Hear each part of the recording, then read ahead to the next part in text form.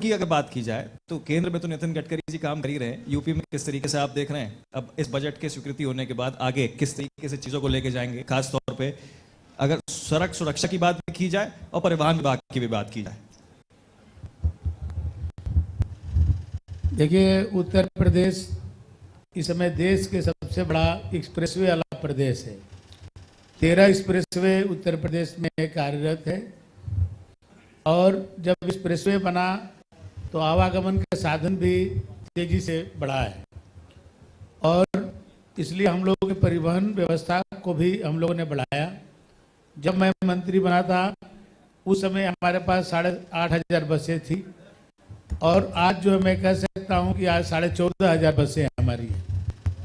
और यदि हम देखें तो देश के औसत आयु में सबसे युवा फ्लीट किसी की है तो आज देश में सबसे नंबर 1 उत्तर प्रदेश परिवहन निगम की युवा फ्लीट है, जो 5 साल 3 महीने का औसत आयु है हमारे बसों को।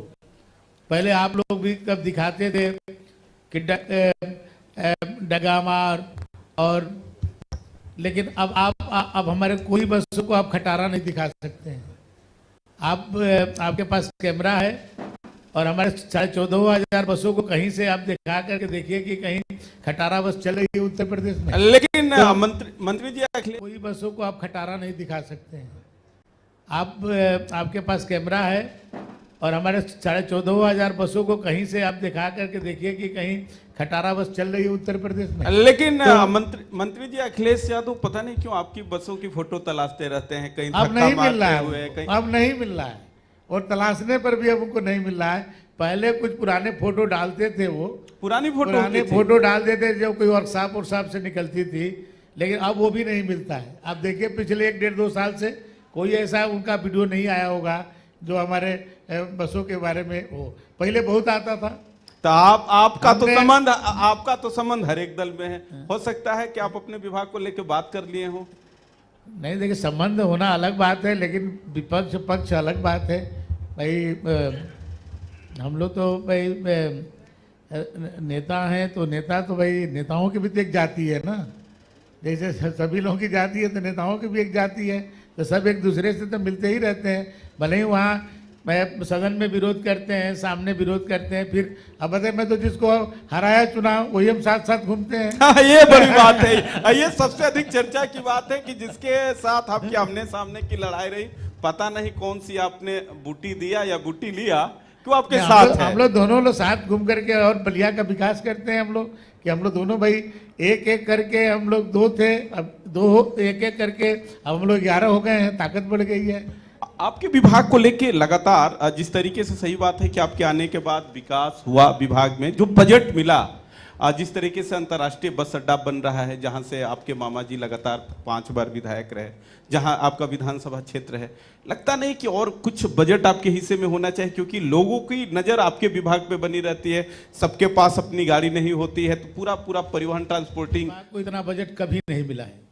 आप पिछला रिकॉर्ड 15 साल 20 साल का देख लीजिए तो इतना मैं 3700 करोड़ रुपया शासन से अपने परिवहन विभाग को दिलाया, वो जो आज तक के रिकॉर्ड में है, इससे ज्यादा कभी नहीं मिला है। इतना क्या कभी 500 करोड़ नहीं मिला है। अभी तक मेरे मंत्री बनने से पहले, मेरे ही योगी जी के कार्यकाल के पहले कार्यकाल में बस अड्डा बनाने के लिए 20 करोड़ का बजट होता था। आज वो बजट 200 करोड़ रुपया का है। आज हमारे 23 बस अड्डे हवाई अड्डा की तरह बन रहे हैं। लखनऊ में 3 बस अड्डे हमारे बन रहे हैं जो हवाई अड्डा की तरह बन रहे हैं।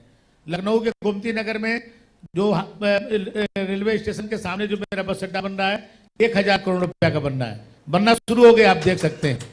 4 बाग के सामने आप जाकर के देखिए 300 करोड़ रुपया का मेरा बस अड्डा बन रहा है। हमारे मौसी एयरपोर्ट पर 400 करोड़ रुपया का बस अड्डा बन रहा है।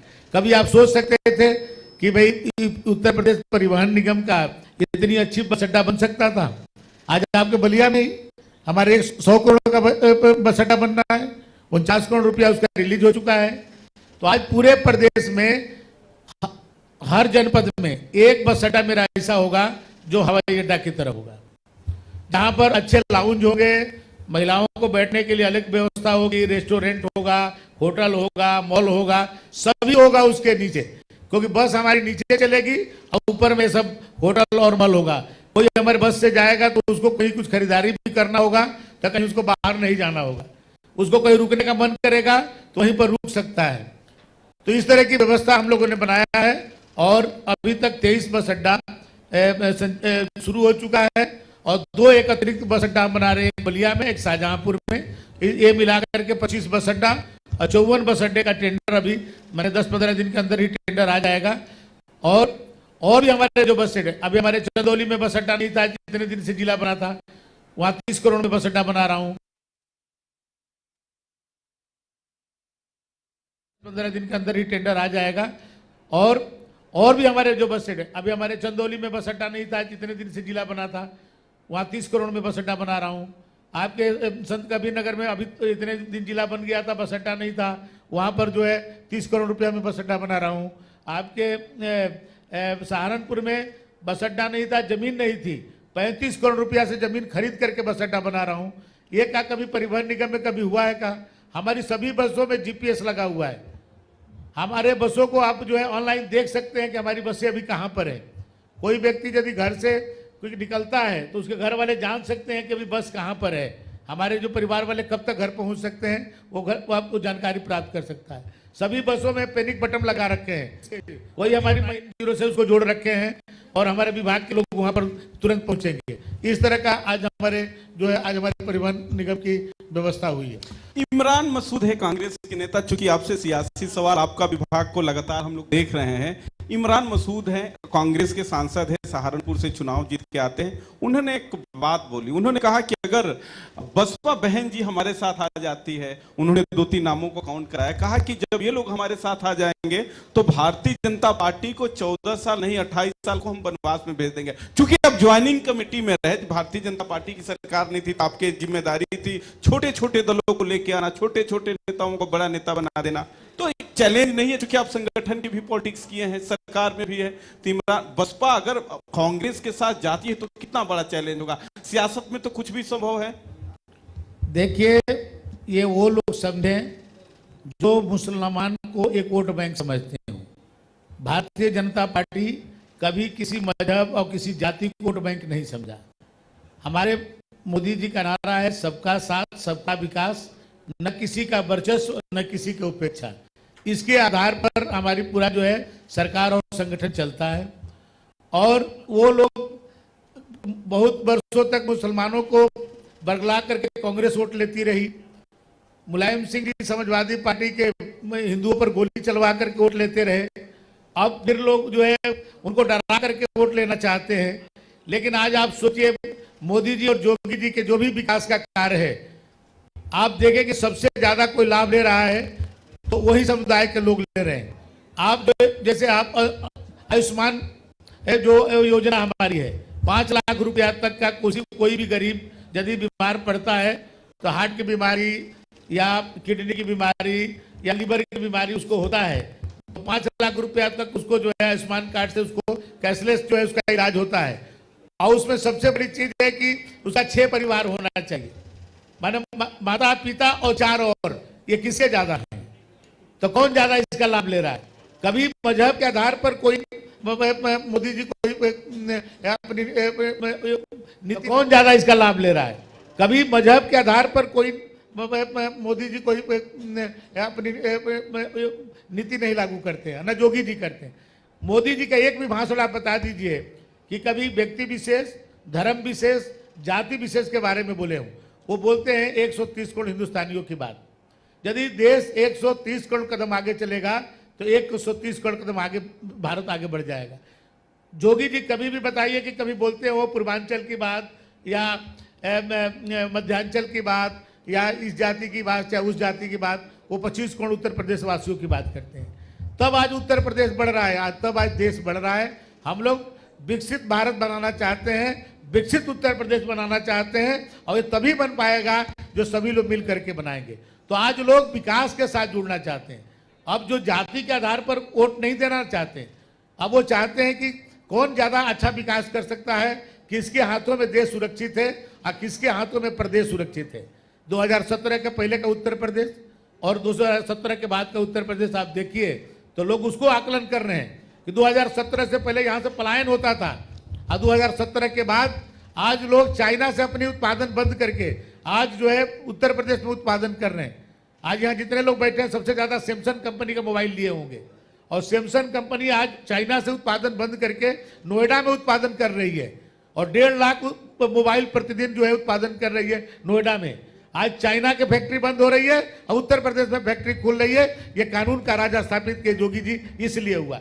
सभी लोग आज चैन के जो नींद सो रहे हैं, तो ये कानून के कारण जो। आप अंतिम सवाल ले लेते हैं। दो आपके प्रबल सहयोगी सामने बैठे हैं, संजय निषाद जी हालांकि मोबाइल देख रहे हैं, और आशीष पटेल जी। आप बार बार इस बात का जिक्र इसलिए कर रहा हूं कि 17 और हम लोग 22 के पहले भी आपकी भूमिका देखे हैं जब पत्रकारिता के दौर में रहे। आखिर ये लोग बार बार नाराज क्यों हो जाते हैं?